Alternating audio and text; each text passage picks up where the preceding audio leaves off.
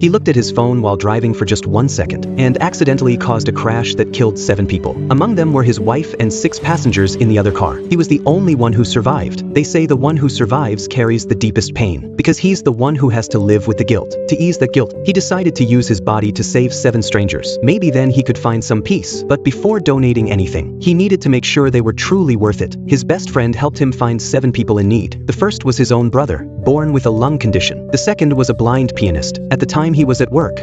I think I'm going to mail you the meat back, personally, so you can see firsthand the type of dog food that you're peddling. Oh, that won't be necessary, sir. After learning what kind of man he was, Will decided to donate his corneas to him. The third was a boy with leukemia. His family couldn't afford treatment, so the hospital refused to help. Will's arrival gave them a sliver of hope. The fourth was a hockey coach. Years of training had damaged his kidney. He was grateful for Will's donation and promised to live the rest of his life with gratitude. The next day, Will found the 5th person on the list, a woman who had 2 kids with a man who didn't care for her. Will gave her his business card and told her to take the kids and leave. She had long endured her husband's abuse, so she took the kids and went to the address on the card. The 6th person was an old man. His wife had passed away many years ago. I heard you raised enough money to give a couple of the kids partial scholarships to college. It's no big deal. Just convinced a couple of bigwig donors that what the world really needs to see is more Latinos on us. Will was touched by his kindness. He kept visiting him at the hospital like always. That's when he saw her, a girl who looked just like the last name on the list. She had heart disease and was drowning in debt. When she asked why he was there, he lied and said he was a debt collector. She didn't doubt him, just said she didn't have the money right now. I've been informed you suffer from congenital heart failure. Yeah, did you gather that while stalking me at the hospital? So basically, if your heart starts to fail quickly and no donor can be located, you're screwed. From then on, he started spending more time with her. Maybe it was chemistry. They slowly started getting close. Will said, I haven't done anything great in my life, but I think I've fallen for you. Would you be with me? Dawson said yes. Her presence gave Will a reason to keep going. But then, bad news struck. The doctor told Dawson she only had 1 month left. If she didn't get a new heart, her life would be over. Seeing her fall apart, Will quietly made a decision. He went home and got everything ready, then called the hospital. I need an ambulance. I have you at 9212 West 3rd Street in Los Angeles. Yes, room number 2. What's the emergency? There's been a suicide. Who's the victim? I am. He lay down, trembling, and released the most poisonous jellyfish into the tub. His brain started shutting down, and his heart began to fade. His organs were still usable by the time he got to the hospital. The machines started beeping. Dawson was told they had found her a heart, but she never knew it came from the man she loved. A month later, she finally left the hospital, but Will never showed up again.